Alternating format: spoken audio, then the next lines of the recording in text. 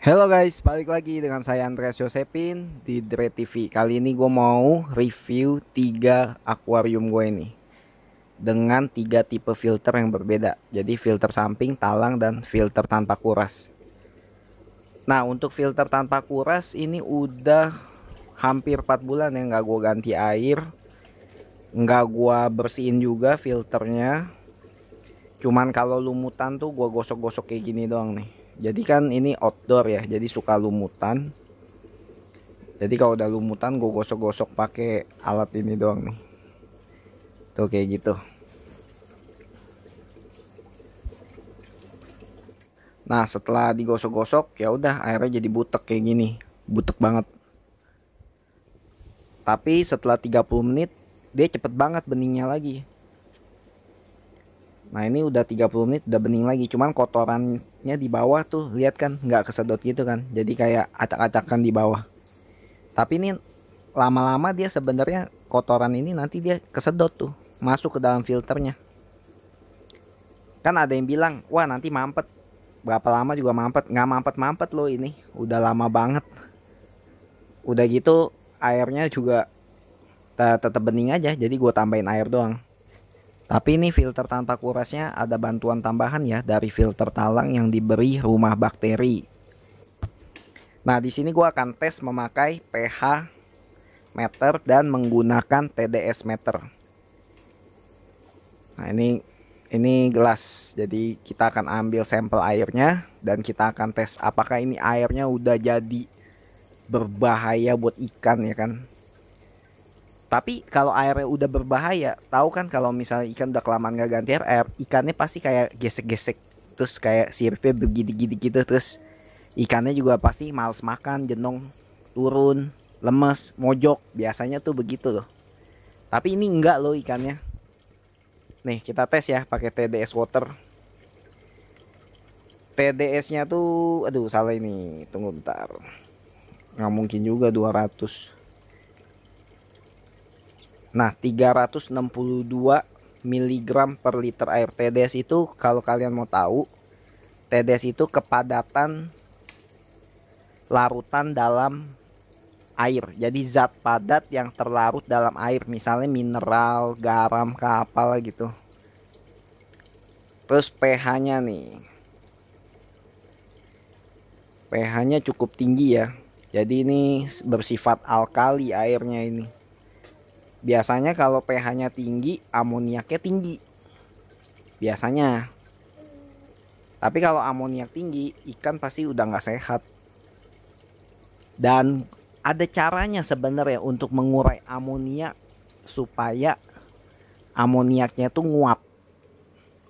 Oke, ini perbandingan dengan air pam yang sudah diendapkan. Ini air endapan pam yang dalam tong biru. Kalau kalian mau lihat air pam itu kepadatannya, tapi tergantung daerah masing-masing ya. Ini daerah rumah gua air pamnya lumayan bagus. Tuh zat larut terpadatnya hanya 192 ppm. Artinya miligram per liter.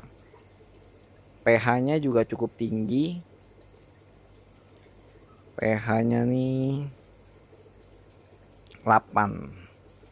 8,0 di atas 7 ya. pH normal air itu kan 7. 7 tuh normal. Di bawah 7 asam. Nggak asam banget sih, maksudnya makin ke bawah makin asam. Nah, ini akuarium satu lagi yang pakai talang air. Ini ikannya puder gitu, bukannya karena stres ya. Itu emang dia puder.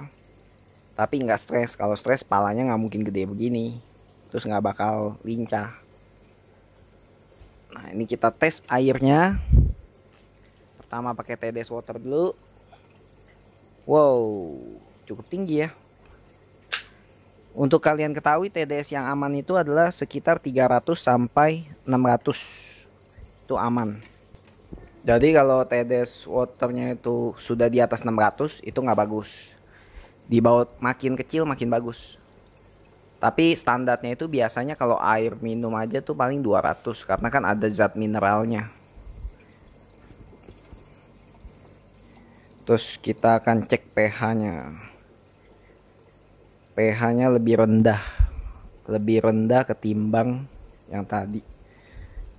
Itu filter talangnya cuman pakai filter mekanik ya, nggak lengkap, nggak ada rumah bakteri, terus nggak ada filter kimianya juga nggak ada.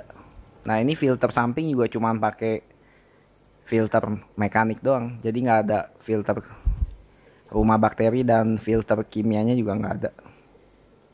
Nanti akan gue bikin di channel selanjutnya cara memaksimalkan filter samping. Apa akan video selanjutnya. Oke, kita akan tes TDS-nya. TDS-nya tinggi ya, 547, tapi masih dalam batas aman. Makanya airnya kalau dilihat agak butek. Nah, di sini pH meternya 7,7. Mendekati ideal. Ideal tuh 7. Tapi airnya agak butek, makanya TDS waternya lebih tinggi. Tuh, filternya udah kotor banget. Airnya juga udah butek, nggak maksimal ya dia bersihinnya. Tapi bisa kita maksimalin sebenarnya. Oke, di video selanjutnya gue akan bikin cara mengatasi amoniak dalam air akuarium supaya amoniaknya nguap. Jadi nggak meracuni ikannya dan ikan tetap sehat.